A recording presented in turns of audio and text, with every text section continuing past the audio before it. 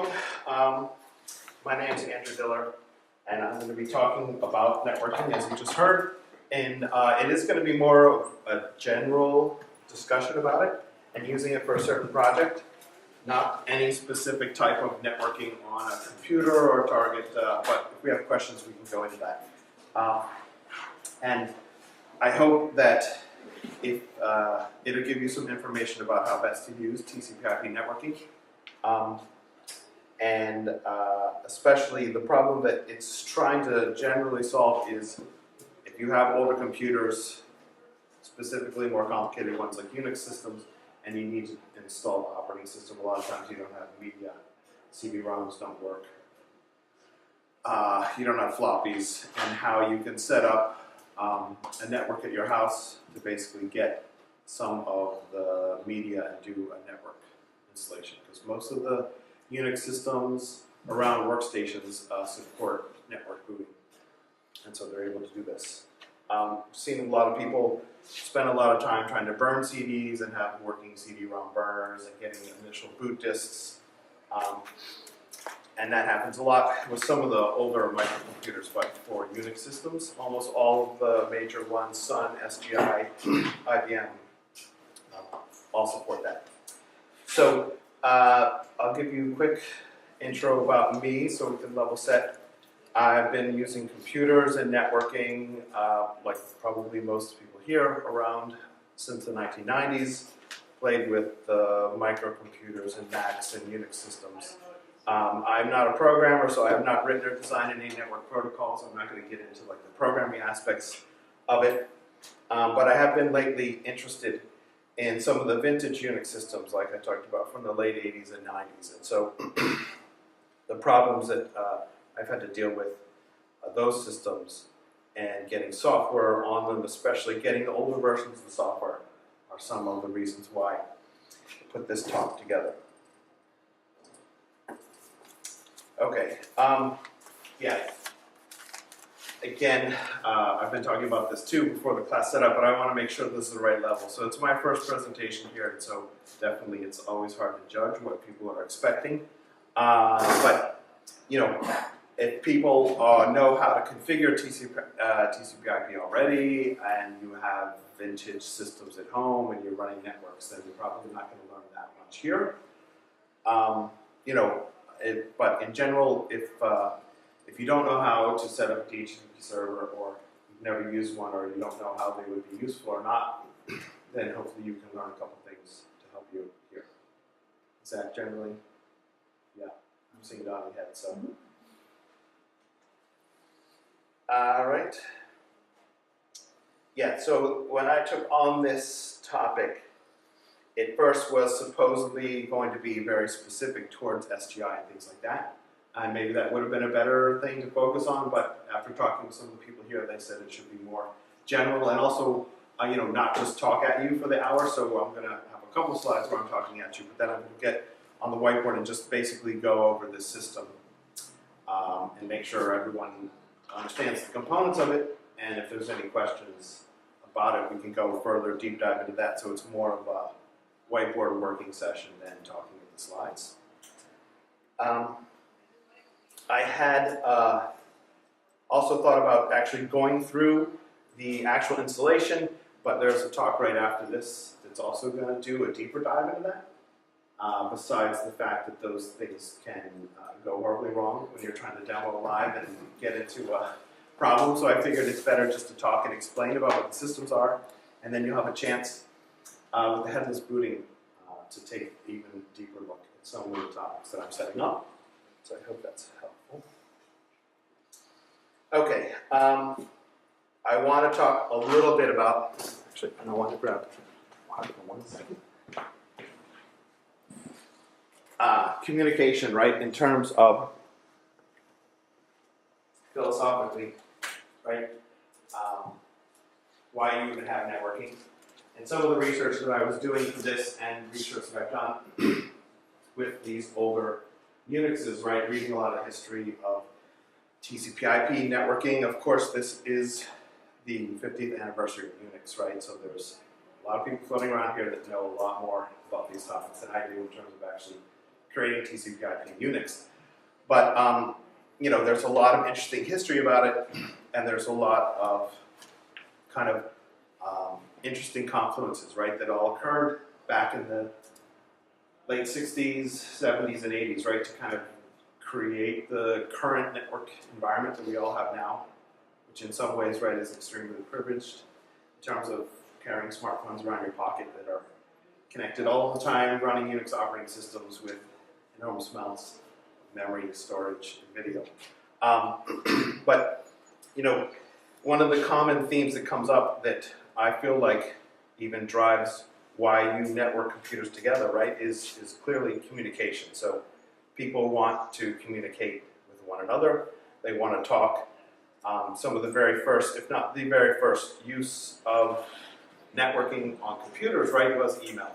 So, it's the kind of human drive for communication, certainly with remote communication in terms of work and also for personal interests, that was a huge factor in actually bringing all the things together, right, that enabled networking in general, and brought together some of the technologies over time, over the past couple decades, that allowed us to get to the point where we are now, where we just, again, have instant communication at our fingertips and expect it. So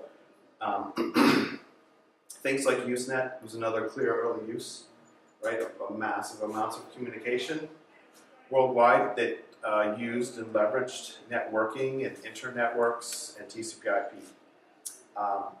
and helped everyone talk together. So with that in mind, I've got this little diagram. It's very simple, again, and I'm glossing over huge pieces, but it's interesting to just kind of think about the confluence of things that happened that led us to what I'm saying, like our modern computing environment, right? So, you can go to your house and get Wi-Fi and plug in, right? And it just works with modern computers, right? There's not really much you have to know these days except what the Wi-Fi SID is and a password, right? You go to work, people just plug in, you get a laptop, you get a desktop, they plug in a Cat5 cable, right? And it's just up and working, and you're doing all the things you expect to do. But to get to that, it's interesting to take a quick look at some of the history of that, especially, again, given the kind of themes that are happening this weekend with the kind of Unix Expo 50th anniversary, right? Starting off, again, with Multics, right? And if anyone knows more about this than I do, or you have corrections, feel free to chime in if you want. But it's kind of interesting to think about what was happening up there at Murray Hill, right, with Multics. The B language, the C language is created, Unix is created on top of that, right? Ken Thompson's going to be here to talk about that. At the same time, right, there's DARPA looking to create like the internetwork of computers and network different facilities back and forth across the country. And they are basically looking around for standards-based ways of connecting these computers, right, since there's almost no interoperability between the systems back then. And Unix became one of the first kind of portable operating systems, right, that could jump across different computer vendor platforms quickly because it was written in C. So when DARPA picked up Unix and started pushing it and started to solidify the TCP/IP networking stack and all the pieces that came with that, there was definitely this confluence, convergence, right, of all these technologies that are in the right place at the right time. That greatly facilitated networking in terms of standards-based networking systems, right? You had IBM, AT&T, and DEC in like 1983, 84 coming together and all agreeing to implement TCP/IP stacks on their various operating systems, whether Unix or not. And so at the same time, then you start having Ethernet, and it's all pushing together towards this convergence, again, which takes us to where we are today, where it's almost like an afterthought. So hopefully it's so much of an afterthought that there's people here who are going to learn some of the things we're looking at. And again, I'm going to be focusing on TCP/IP specifically as a network, right? Maybe there's no talk, right? But there could be talking about netware, ATM, any of the other things. But since TCP/IP is so ubiquitous, I'm not even going to dive into the details. There could be a whole talk, again, technically, on TCP/IP and its implementation. But are people in general familiar with it? Or yes, right? Is this all? Yeah. Right? You've got your, I know there's your OSI layers, 4 layers, 5 layers, and all those arguments, right? But they've kind of coalesced around the ability, in the end, for applications to talk to other applications, right? And not have to worry about all the pieces that happen in the network. So, now we're going to get into the part I hope that is going to provide some use out of this, right? Useful networking. So, a lot of times we have vintage systems, right? And even that Next was an interesting possibility, right? So I haven't looked specifically at Next, but it had no CD-ROM. So what if you purchased a Next off the internet and it didn't have a CD-ROM and you didn't even have a CD-ROM with a, it's probably like a SCSI 2? Yeah. 68 pin connector. Or maybe you even had one that's been sitting around for 20 years, but the belt is bad, right? And it doesn't work. So how would you even go about installing a new version of Next on the system without CD-ROM if you have access to the ISOs? With a lot of the stuff I've done with SGIs, you can grab the ISOs right off the internet, but the CD-ROM is also, well, the SGI has a very particular problem too, with like modern CD-ROMs use a different block size than some of the older ones, and so it's very specific CD-ROMs that you need to get, which are usually, again, older and broken. So in general, the problem here, right, is how would you install something if you have access to all the media on the internet in terms of images or ISO images, but you have a system that has no CD-ROM, but it does have a networking port on it, right? And then the other component too is that if you're going to decide to do this networking, if you're going to decide to do the installation on the net, you're normally going to have a PC that's providing the services to boot off of, but you want to have that system remain connected to your internet, right? So while you're doing the installation, it may need to go retrieve other software for you. You may want to look at documents as you're installing it. Those are some of the things that I do, and so I'm going to talk a little bit about a specific project and some of the things that that I did in order to basically make that as easy as possible. And I've done it a number of times, many times on SGI systems. So there's a specific project called Booterizer that I'm going to take a look at in the next screen and start to discuss. And it's basically, again, what we're going to be talking about without diving into too much detail except on the process, you know, is talking about BOOTP, TCP/IP configurations that you're going to make, and virtualization on the Mac to set up the environment for it, and just the things that you would need to configure if you were going to hypothetically set this up and allow your system to remain connected to the internet. So this, yeah, you can't really read that, but I'm going to start, I'm going to rewrite it out bigger anyways. And the idea here, you can see the main components, right? Yeah, that really doesn't look good on that longer. But you have a host computer, right, like this Mac.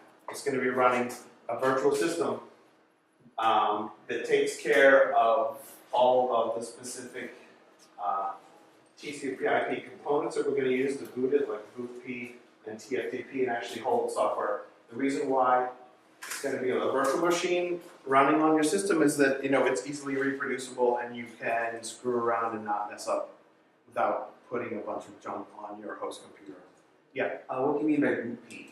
BOOTP, I'll talk about BOOTP. So the components that I'm going to discuss, right, to make this work, BOOTP is like a protocol, right, for TCP/IP. It's basically like it's actually one of the more simpler ones. It's like the grandfather of DHCP.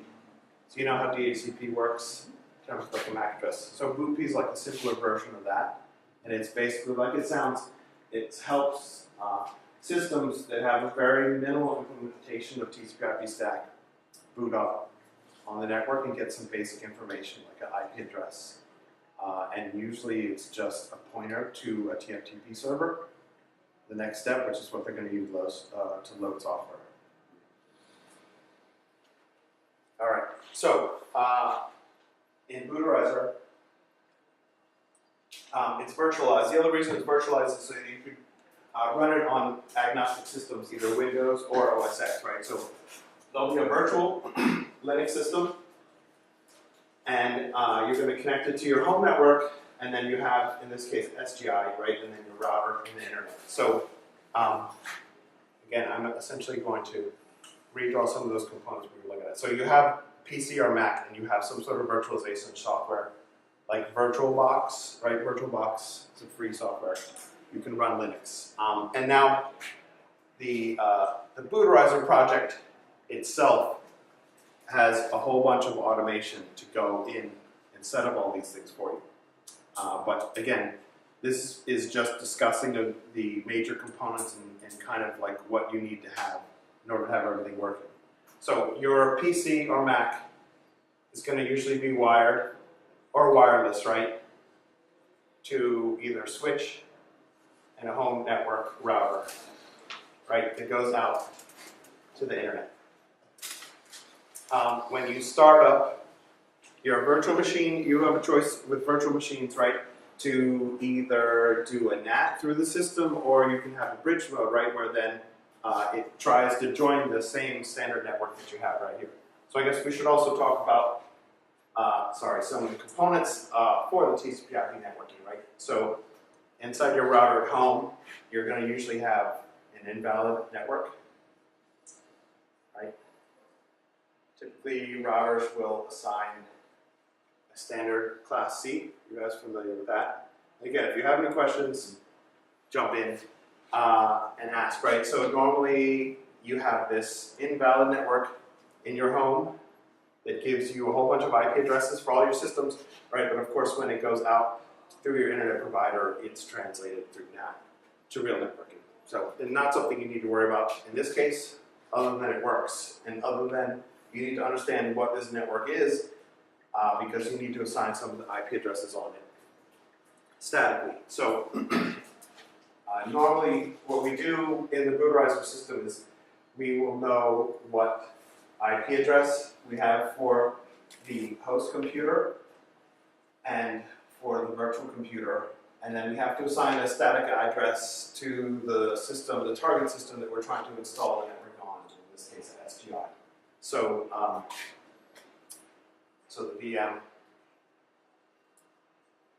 running Linux, right? It will have its own network inside of it. We could call that 10. The Mac or the host computer can really have either DHCP or assigned. We'll just say that it has 200.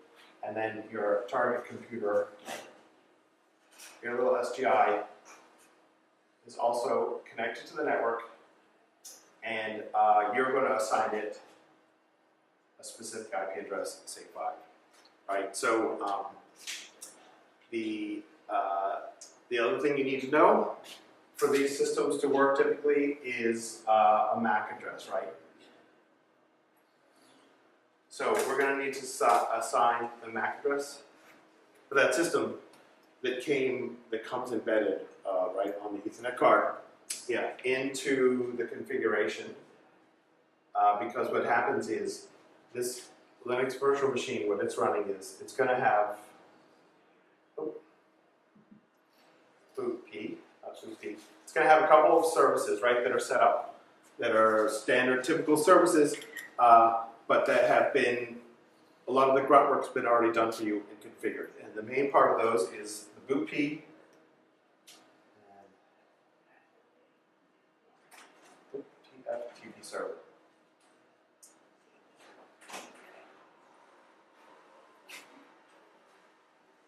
Another thing that can happen that you have to have on here for the TFTP. So basically, the TFTP is going to have all the files, right? So if you have downloaded installation media, right, it can be one or more CD-ROMs. It may even have floppy images. But what has to happen is you need to take the image, you need to mount those systems and extract all the software that's on those images that your computer would normally expect you to insert CD-ROM by CD-ROM and make it available here for the TFTP server. And again, so just to level set, right, TFTP, are you guys familiar with TFTP or FTP? Right? TFTP is like trivial FTP. Again, it's an older version of FTP. There's no authentication in it. It's basically like an open FTP server. And it is an older protocol that also works, again, in conjunction with BOOTP and has been around for a while to do exactly this kind of thing and serve files off of the network. So if you've extracted your images and you have your files in the TFTP, and you have BOOTP, and you have your MAC address, and you've configured the MAC address in here,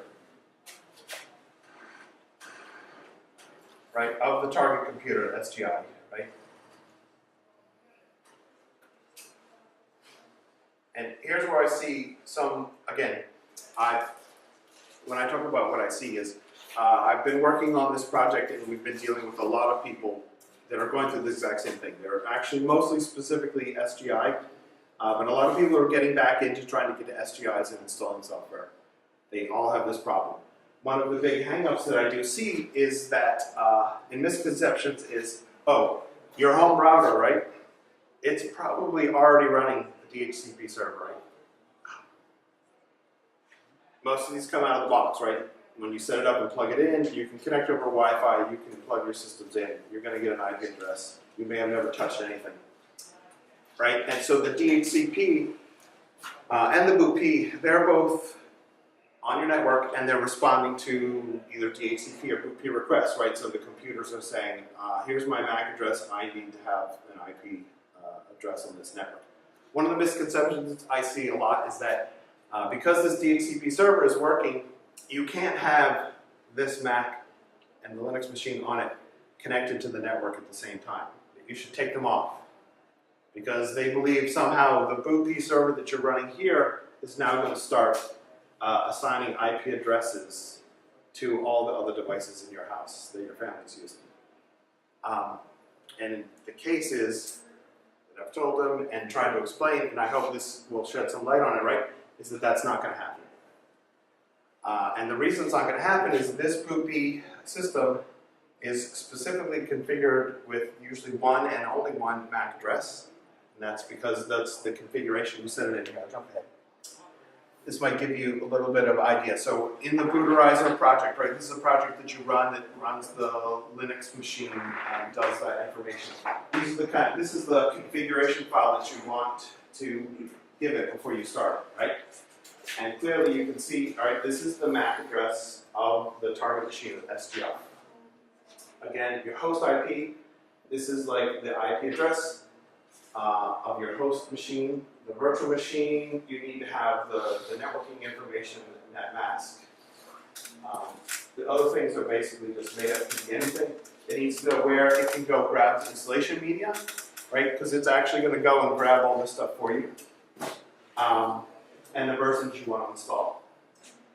And so, because this MAC address is in this BOOTP server, when it is running, it's on your network, and it actually is. If you look at the logs, you can clearly see there are other devices that are on your home network, right? So smartphones, they have very short lease time, so they'll ask for new addresses fairly often. Usually, it could be as short as about half an hour. And they will ask the server, right, if you got your little iPhone or smartphone on here, it will come and ask for an address. And this BOOTP server will answer it, right, because it's broadcast across the whole networking. The thing is, it's not going to find the MAC address of your device in there, and it's basically not going to answer it. And your normal router will come back and give it its default network again. So it's a small, minor point, but yeah. So it's only responding to pre-configured devices. Yes. So when you do a BOOTP or a DHCP configuration, I can talk about that, right? You have to configure the server, and you have to tell that server things about your network so that it can respond and find out proper IP addresses on that network, right? It keeps track of what address it's given to what. You can have two types of configurations on those servers. You can have a configuration where you say, if you see this MAC address, 3D83, I want you to give it an exact IP address, right? I want you to give it 192.168.1.55, right? If you see another MAC address that's 44, I want you to give it 56. Those are static assignments. So they always give out those. But you can also tell it something like this. I don't care what MAC address you see. If you see any MAC address, I want you to give it out an address in the range between 100 and 150. That was my next question. Yeah. You go to range. You do, yeah, you definitely do a range. That's how the kind of magic works today. So when they have them now, Well, DHCP, yeah, but the BOOTP was the one I was asking. oh no, the BOOTP does. You could configure to do a range, but again, it may not even support a range. I don't think it does. I think it's again. Depends on the server. Yeah, it is an old specific one, and we don't want to do it the range now. So yeah, when this is getting configured, it is absolutely in the mode of like its job is basically to do one and one only thing. Get the MAC address of that host that you're trying to target, an old SGI, Sun, maybe even a Next, and give it the IP address that you told it. And then the next step that's critical that BOOTP also handles is it will say, here's your IP address, here's the network mask, here's the information you need to configure yourself on this network. Because when these systems first start up, and I'd ask you the question about the PROM, right? There's no operating system, right? You're trying to install an operating system, you're trying to bootstrap. You're in this PROM, which the manufacturer provides. And that is very limited memory, right? It's like a little tiny micro operating system, not even as sophisticated as open firmware. So it has a very extreme, limited TCP/IP stack. And it basically is going to be looking for BOOTP to minimally configure that stack. And then the next critical piece, though, is to say, here is the address for the TFTP server, because you've just given it basically the network information, the TCP/IP, so it knows how to talk on your network now, and it knows how to reach other devices, right? But it has nothing else. And typically what you're installing then is, again, it depends on the operating system, but you're either going to be running some installer, or in terms of the SGI, there's a special little mini bootable software that does disk partitioning and installation. So it's even like a pre-installer. So what's happening is, I can talk on the network, but I actually need to load and run something, right? Because that's the whole point. So it's like the next bootstrap is, here's the TFTP server, and you have told it basically the file name, right, of some program to run, right? I'm going to say exe, obviously it's not exe, right? In this configuration, when you've booted it, you've said, here is the file name of the software that I want you to run, and it will broadcast out its BOOTP, configure its IP networking stack, be directed to the TFTP server, and then it basically just asks the TFTP server, where's this file? Give it to me, I want to FTP it down. And if the path is right, then that file exists, which it should have, right, because you've kind of put all these systems and disks in the right place, it will start loading that right over the network. So the name of that file is kind of hard coded into the PROM? No, it's not. When you're in this PROM, there's things that you can do. Like normally you can ask it what its MAC address is. You can basically give it a boot command, and you have to basically tell it like the IP address of this host in order to boot. And one of the other things it has is normally in that boot command you have to give it the file name. So you're telling it there's like for the SGI, there's something called like ARCs. So you have to tell the file name, and basically because you've given it the IP address, you just have to know whether or not what kind of paths you put into it, but it's just a normal path file name. Mhm. So that is definitely OS dependent, like what that prom expects for a boot command. That will be different between all vendors. But you're basically giving it that information, the IP address, it can't even use the IP address again. So once you've executed that command, what is happening is it goes out and checks with BOOTP. The BOOTP will configure its TCP/IP stack for what it has. Now it can turn around and say, I need to go to .10, right? Because that is where I'm going to find my software. Because it has the information there and the TFTP server has been passed to it, it also has the paths in it, and it basically just says to the TFTP server, according to that path and that file name, this is what I need to run. And then that will literally come down over the network and start just as it had read and read off disk. And then again, you get in, from there you get into the OS dependent parts of like what it's doing, whether it's a full installation program or whether it's a specific partitioner. In the case of the SGI, you load up the partitioner, it will boot, you partition your disks like you do if you have like a Linux system, in terms of setting up partitions of root, user, things like that. You finish that and you quit, and it brings you back into the prom. And then you execute another command. It's essentially the same command, but this time you're going to run the installer. So you're also telling it to boot again with a different path file name. It goes through the whole same thing again. This time it would run the installer. When the installer runs, it's a much larger application that basically goes through, and that gives it the bootstrap in terms of the SGI. That actually like configures it with a real a TCP/IP address that it normally would have, and it would have inst is the name of the SGI installer. With inst running on your host, you basically have booted into a kernel and have a Unix system there. And from that point on, there's a menu-driven program to do software selection, and it's coming back and just pulling all these files as it needs them to do the whole installation process. So then once you've selected all the software you want, it would go through and install all that software, writing it to the disk, fixing it, and then you'd finish and reboot. Once you've rebooted, you don't go through any of this anymore. At some point, you've gone back into that prom and basically said what the default boot disk is, right? This all presupposes that you put a working disk in it. Yes, but that's easy, right? So the Well, typical play is SCSI to SD. So, well, in terms of what these are, everything that I use today is SCSI to SD, right? Are you guys familiar with those? Right? No? Yeah. Okay, yeah. Yeah, so you've got the SCSI to SD, which can replace, they have the version 5, they have version 6. One of them's a little bit faster. Now it's true that as you get more modern and you move off the 50-pin SCSI, right, then you may need an adapter to bring it down, but at least for all the work that I'm doing for the... If you're on 68 or even 80 pin, you're more likely to get it on the drive, I think. You could get a drive, but to me, a lot of these times I don't use these systems all the time, right? I'm kind of like messing with them, doing specific things, turning them on and off. Well, I'm just thinking of doing it cheaply. Oh, yeah. Can you run it without the drive off the virtual machine directly? No. For that, you're talking about some sort of like diskless. There are systems that do diskless booting and running the whole operating system off of like an NFS.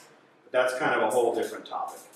This is basically just bootstrapping the partitioning and installation software for you to go ahead and put all the software you need on a disk. So yeah, it's definitely presupposing a disk, but I also definitely recommend something like SCSI to SD.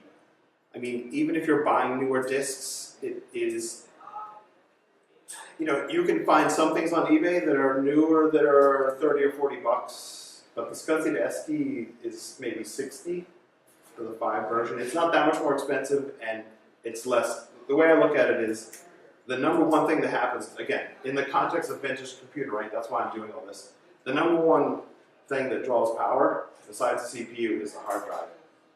Power supplies on all these systems go a lot, especially on SGIs. There's constant problems. They're very difficult to fix and almost impossible to find new ones. SCSI SD completely removes all the power requirements, right, that a drive would have. Right. So you're either gonna, modern drives may have less, but if you go back and buy an older drive, you can't buy today a 50-pin SCSI drive. Unless you're buying old stock from eBay, and then you don't even know if you're going to get something that works, and it's going to screech like a banshee. So I definitely subscribe to the Steve Jobs philosophy at this point in my life, where I detest the sound of bearing challenged hard drives. So SCSI to SD is a good reason, right? So that alone, like I've done a number of installations on all my SGIs because I take a working hard drive that they have IRIX on it, and I just put it to the side in the box. I don't want to even use it. So I'm always starting out with like a fresh drive, essentially. I know you could take it and DD it, put it on an image, and then DD it back onto the SD card. But again, my interest is doing this. So that is, here's a little bit. And again, obviously I've glossed over huge things, networking, TCP/IP, there's more than I can talk about. All you're gonna do is go to Wikipedia, you can find out everything you want, right? But BOOTP is good. It's kind of an interesting little protocol, and so a lot of these things are worth looking up on. We're coming to the end of the time. Does anyone have any other questions about this? Or Booterizer or installing the software? You can ask them now or later. I will be Sorry, around. question is really just a follow-up I think to your question is, Yeah. so Booterizer is really made for installing things. It's made for installing IRIX specifically. You can do Sonos with it.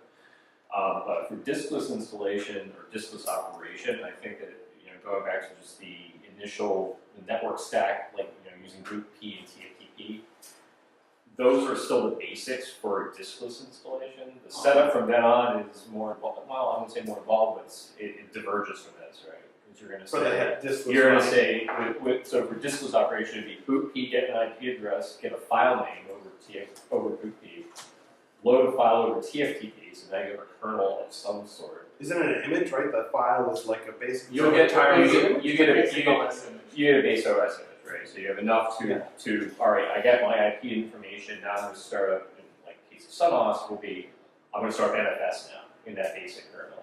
And I've passed along the NFS information as well in my BOOTP client. So it knows all that information. It's like, all right, mount this thing on NFS. And then your kernel that's already running in memory changes its root file system to NFS, and that's how you run it. And that actually would be the ultimate, right? That's the You would short have no version. distance. It's nice. It's up to the speed of your local, your Ethernet connection at that point. Right? So 10 megabit. Yeah, that's true. You're also you're limited. Maybe you're by better off with SCSI. SCSI SD. Yes. Just on top of that, if you're really interested in that, look up LTSP, the Linux Terminal Server project. It was a big project 10 years ago, which I worked on a bunch. But it's basically the idea of taking Intel-based machines and turning them into Linux terminals with no disks in. Oh, so bootless. Bootless. I mean, sorry, not bootless. Diskless running with the workstation. full X everything with like Full X everything. I actually use. This is going way off topic. I apologize. Yeah, no, that's interesting though. I mean, remember, this topic is networking, so almost anything you can imagine. Okay, will be so relevant. When dinosaurs roamed the earth, I had a big project that was working on LTSP to convert these flat screen consumer Intel-based machines. I can't remember what that was. Oh, appliance, network appliance. Yeah. Okay, I can't remember what they were called. It won something. Anyway, you could get them off eBay for like $40 or something like that. They were 800 by 600 flat screen Intel machines that I actually replaced the ROM on and booted them diskless into an X workstation. Really? That's interesting. I had about 40 of them because I used them for registration. Wait, is it a touch screen? You said no, I wish it was. They're only this big, and they're back. I still have one in my garage.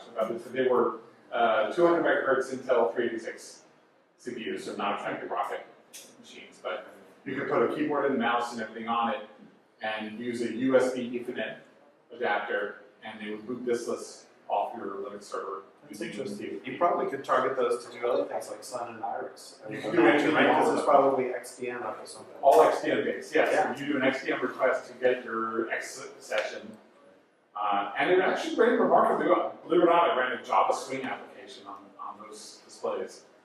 And they worked great. So, and they were small and flat and easy to stack. Oh, that's cool. That's interesting. Yeah, again, networking is a broad topic, and I took my stab at it, but there's a lot you can do. There's so many different things you could have talked about. and Yes. gone into. I know, somebody wanted the TCP/IP on DOS, so sorry I missed that. Maybe next year. Yeah. I'm curious, if you want to like re-image Raspberry Pis, could this setup work? That's next one. Yeah. The short answer is yes. Yes. Can you offer any background into why SGI and the IRIX? Yeah, Iris. Yeah. Is what? In terms of Why was this strictly a hobby or a Oh, yeah, yeah, environment or? Yes, I mean, I got into the SGIs because I just find them to be interesting systems the same way, right? But previously, like Next, they're just, they're very esoteric Unix systems. I could give a whole other talk on basically the commercialization and open source Unix of the 1990s and how everything is converged to Linux today, right? And it's kind of boring, right? It's x86 and it's Linux.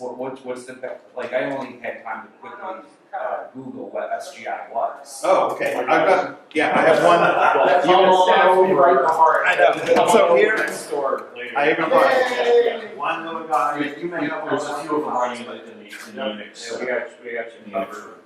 Yeah. So it actually come to the Unix town because I have a whole bunch. But yeah, SGIs are fascinating systems. It's Berkeley. Right? It's a toaster, but it's not. It's actually cooler without the skin. Yeah, they're just fascinating systems from the 90s. And they went completely bankrupt because they couldn't compete like anyone else against x86 and Linux. Well, they lost their advantage, they're not the GL advantage went away. Yes. I would say ATI and NVIDIA. Yeah. They're first. Yeah, according no. to that. Yeah, it's funny to take a look at a modern day GPU and compare what they were doing. But it's fascinating. Like anything else, if you geek off on statistics and what they were doing, they were pioneering a lot of the things that people take for granted. Like Fortnite. Google today. took over their buildings, so it's all. Yeah, right. Yeah. Okay. So I worked for Unipress Software back in the day. And Unipress was one of the companies that ported Unix all over the place. So we had one of every single workstation. That's So we had, cool. we had an original 4D, which is the dual, Yeah, the professional. the big one with the Yes. secondary power supply. Yeah, that's the professional. That's standing right behind me. And we had all the IRIX stations, we had HP UX machines, we had Sony workstations, and they all had different diskless boot systems. So, Yeah, I mean it's endless. So but it is the hobby. Sony News station